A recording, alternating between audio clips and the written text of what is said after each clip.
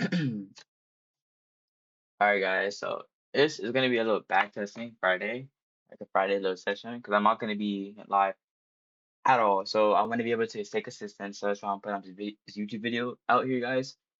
So I'm able to stay consistent, and I look like a consistent back tester that is trying to be very profitable. So yeah, I'm gonna go play David Goggins, what I always do if you guys don't know. So yeah. Status quo with less effort and enjoy the sweet fruits of his labors. But he finds a way to stay hard because his labors are his sweetest fruits. And he makes time to get it all in by minimizing the amount of bullshit clogging his schedule. His priorities are clear, and he remains dedicated to his priorities. I'm not talking about general priorities here either. Each hour of his week is dedicated to a particular task, and when that hour shows up in real time, he focuses 100% on that task. That's how I do it too, because that is the only way to minimize wasted hours. Evaluate your life in its totality. We all waste so much time doing meaningless bullshit. We burn hours on social media and watching television, which by the end of the year would add up to entire days and weeks if you tabulated time like you do your taxes. You should, because if you knew the truth, you'd deactivate your Facebook account stat and cut your cable. When you find yourself having frivolous conversations or becoming ensnared in activities that don't better you in any way, move the fuck on. And if you're not constantly performing without purpose, you're not going to be ready when the time comes. It's this magical thing, purpose, that we're all looking for. But what's funny about it all is that we need these things to perform. There may be another purpose, like being a SEAL or going to college or whatever, but the main purpose in life is you. So if you wake up in the morning and you don't want to do something, you don't care enough about yourself. And that's what you need to really research is, man, why am I not doing this for myself? Because that is the number one purpose in life, is to better oneself. So that's the only purpose I need. So the reason I get up every day, even though there's no race or there's no school, there's nothing in front of me, is because I have pride in myself. There's been this unrelenting voice in my head. We all have this voice. It's the right or wrong voice. And a lot of times that voice guides us into comfort. And my voice guided me into comfort a lot. But I had this other voice I heard my whole life saying, hey, mother, what are you doing? Nah, man, we got to go over here. We got to go over here to that rock pile over in the corner where nobody's at. That's where victory's at.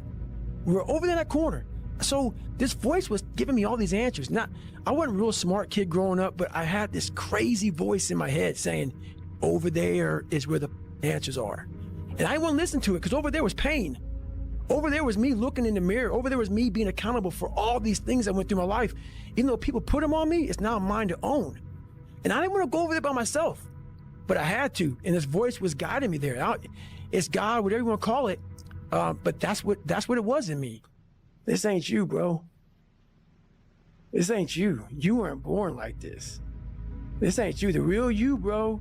This ain't you, man. But that real me back here every time is saying, that ain't you, bro. That ain't you. And I have to outwork that voice. I believe in a higher power. Don't know the name, don't know where it's coming from, don't know anything like that. But I believe that this power, and visualize with me real quick. Let's say it's a man up there or a woman, whatever, and they have a chart. And when you're born, they say David Goggins, born February 17, 1975 at 6 a.m. They write the chart down because they can see everything. They know exactly where you're supposed to be. They know where you're supposed to be. You die, you go to so-called heaven. You arrive at heaven, I'm 300 pounds. I retired as an Ecolab guy, which is okay, it's just a job, whatever. I go up there and God looks at me and he shows me my chart. And my chart on there says you were supposed to be a Navy SEAL. You're supposed to weigh 185 pounds. You're supposed to be one of the smartest people on the planet, this, all this. You see this. And now you're in heaven, you made it to heaven, but you're like, God, Doug, I was supposed to live that life. I was supposed to live that life. And then you find out That the reason why, because we all think that if we pray on it, if we do this, if we do that, whatever, we don't work, we just, whatever, it's gonna magically happen for us. No, I believe that when I'm all said and done with, my whole job is to outwork the chart.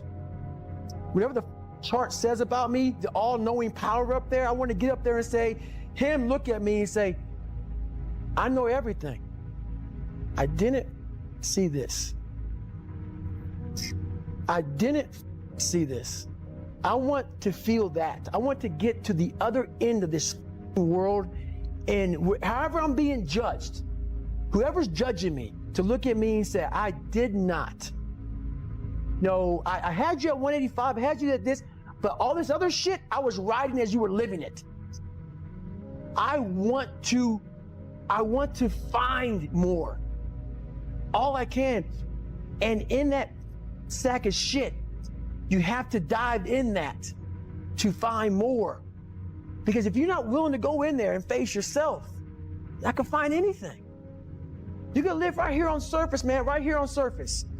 So if there is an ending to this world and there is somewhere to go and there's a judgment, you're gonna get there and you might see a chart.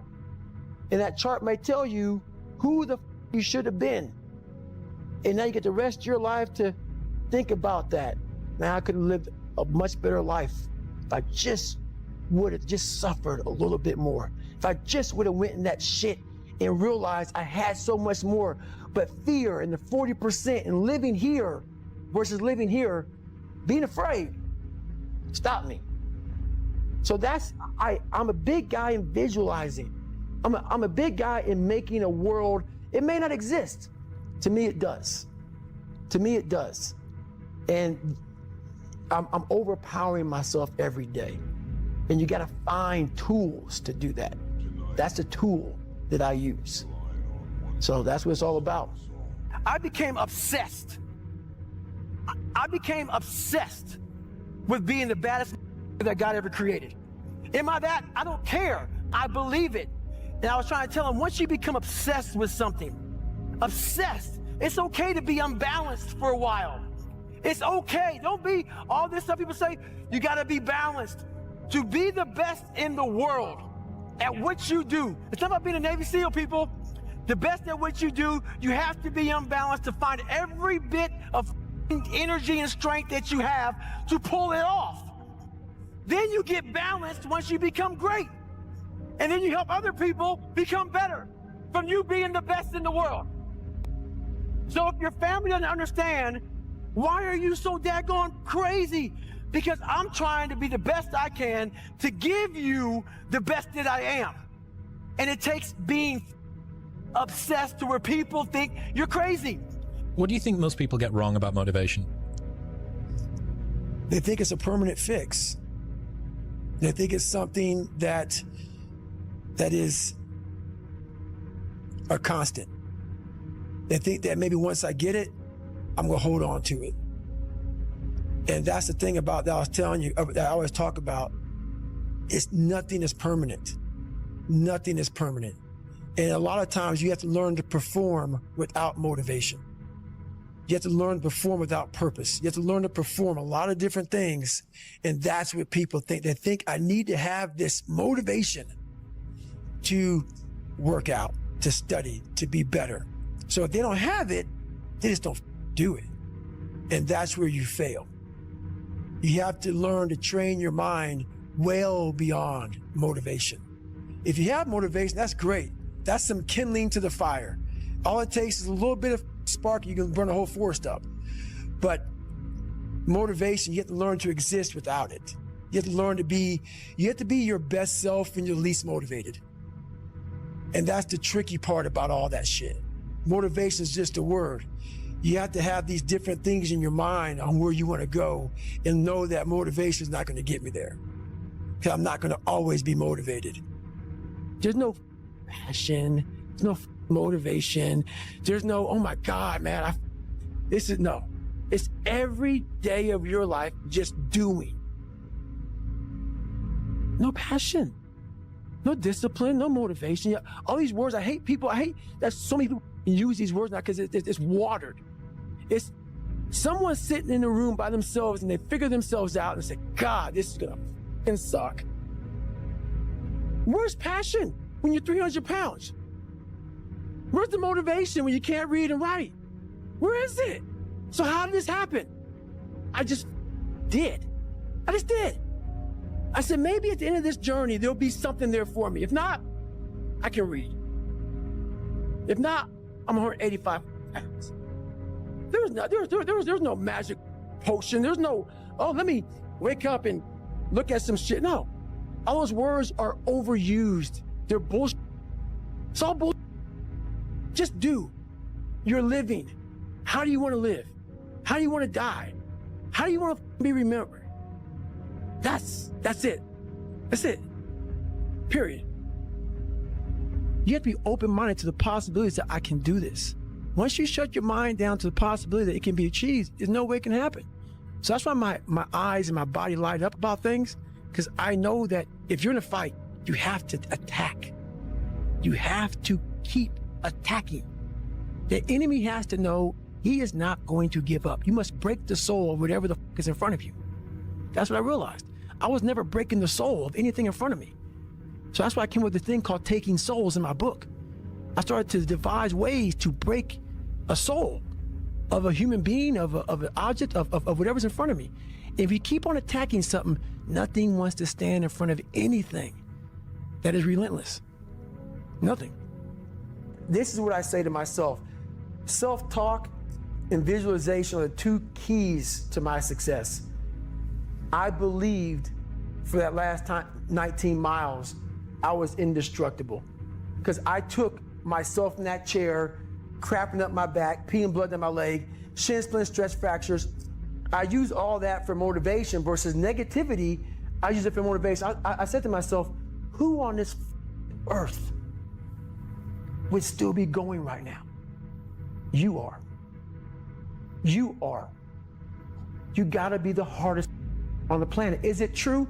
I don't give a At that time, it got me to the finish line of that race. I believed it. I believe it today. I believed it enough to where my body said, he's not gonna stop. And I took all the negative things. I need to go to the hospital, this and that. And I used it all. Who the hell could even get out of that chair? You did. Who the hell would even think about taping stress fractures up? You did. All those things I used for motivation. I'm not good enough, smart enough. I'm not talented enough to do that. Some people are. Some people can start at 1. Some people don't have to start at all. If you lack talent, you can't sit back and say, I'll start in half an hour. I can't do that. I gotta start now. And then after I get back from starting, I gotta start again. And then when I get done with that run or that study session, if it wasn't good enough, I gotta go back again. Because repetition is what taught me everything. So you can honestly outwork anything. Well, where do you go to? You wake up on a morning, it's cold, it's wet, it's dark, you've got no cartilage in your knee, you've got shitty shorts, whatever it is that's the issue today. Keep talking. You've got these problems, right? I need you to keep talking about what you were just saying. It's warm on the couch. That's Your it. missus says stay in That's bed. it. It's comfy, That's it's cozy. That's You've got it. work later on. You had an argument last night. You're slightly it. hungover. Because I know every month ain't gonna do what I'm gonna do. So this is how you level up. That's how you level up. I know there's a whole bunch of people with that right there.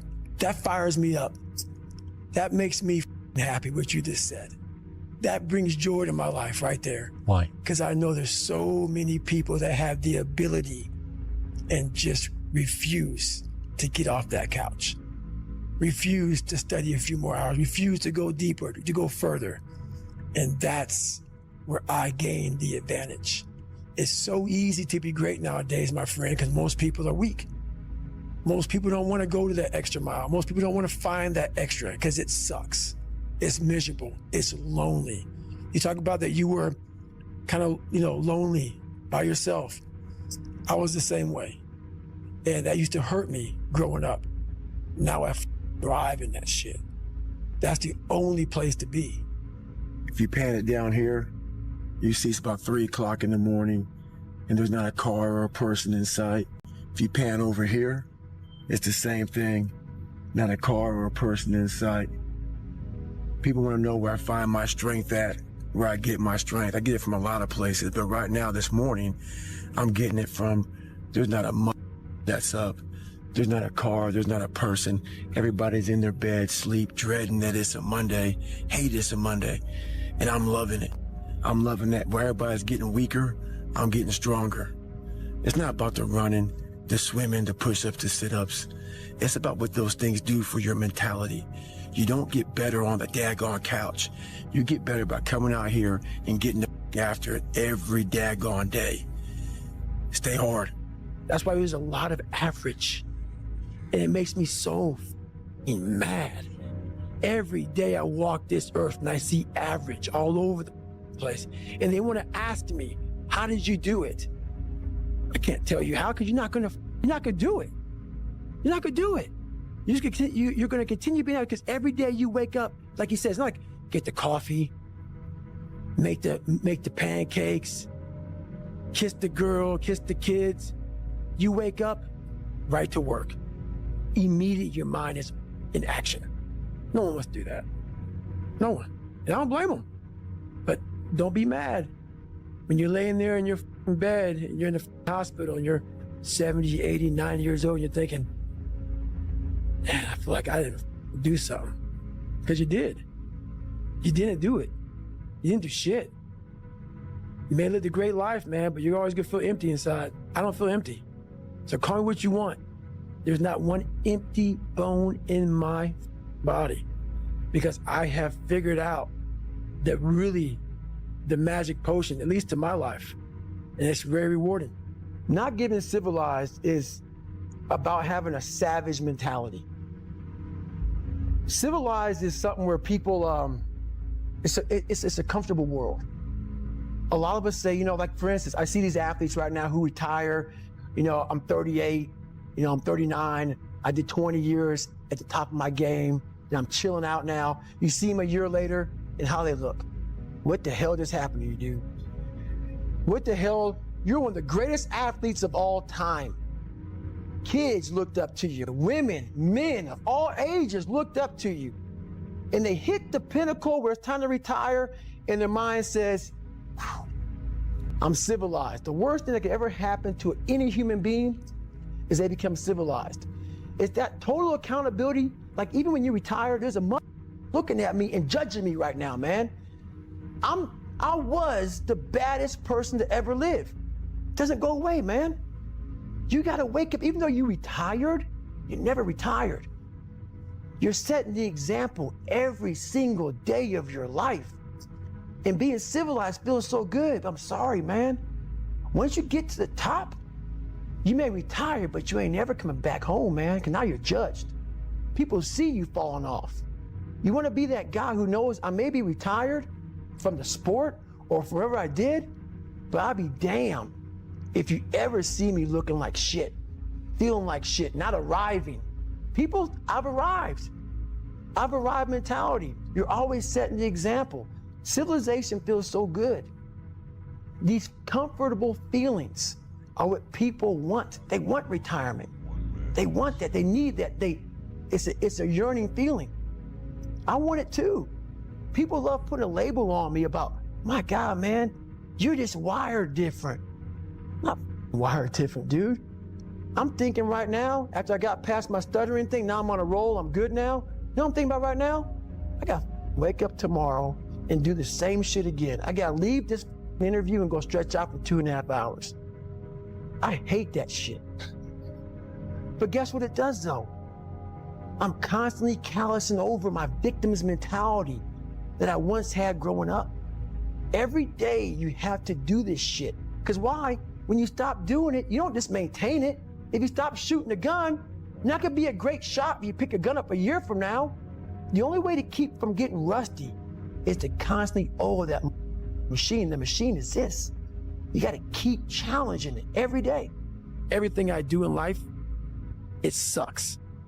everything I do in life, it sucks. That's why when I was 300 pounds and 24 years old, it wasn't like I had some big epiphany of, let's just go be a Navy SEAL, let's lose some weight. No, I knew my entire life was going to be a struggle, which is why I just ignored it. I said, I'm not even trying to jump off into this shit and learn how to read, how to write, how to memorize, how to become something I am not. But through that process, something happened to me. And I realized this is why I feel sorry for no one. People are going to think that I am maybe lying or maybe fibbing or exaggerating. No, I was the lowest form on earth, no talent, no ability to learn. And I literally know what it is to be rock bottom and to build that up. So that question about learning, it's a pain in my ass. And I don't have to do it. So think about it. I'm 49 years old and I'm a multi-millionaire. I don't have to do anything. So all I thought about when I was growing up is, man, I can't wait till one day get to the point where I no longer have to do this stuff. But what happens, as I got older, it became a way of living. So how I do every day is how I do every day. It's a discipline, it's a regimen, it was a choice I made. And the choice I made was, what are you willing to sacrifice and what are you willing to give up to find every bit of who you are as a human being? And I was willing to give up everything to do that. And that's why my first question is, how bad do you want this? If it's as bad as you want to live or breathe or sleep, whatever the hell it may be, I can work with you. What they do in Hell Week is they design Hell Week to find your flaws. And they do a really good job of that. It's 130 hours of continuous training. You may get 2 hours of sleep. And they beat the shit out of you and find everything wrong with your mentality. And then they start Hell Week. And that's the beauty of it. And for me, I'm not some naturally God-given guy. I don't have a great bit of talent in anything. So what got me through horrible times was the dark side. My name is David Goggins. I created Goggins. Goggins is the guy that can take anything you put in front of him. You want to break my legs? So be it. I have a way of going to a place like I did in that race where all the pain and suffering that they put on top of me in Hell Week, I will reverse that pain and suffering and I will take your soul. So every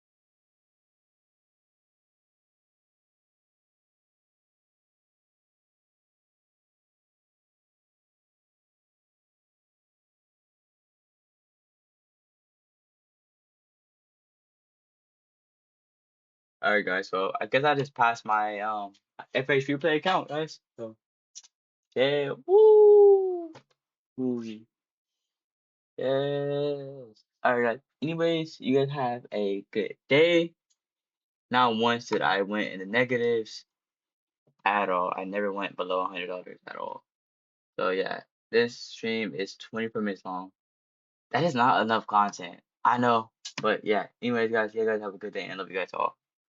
Bye.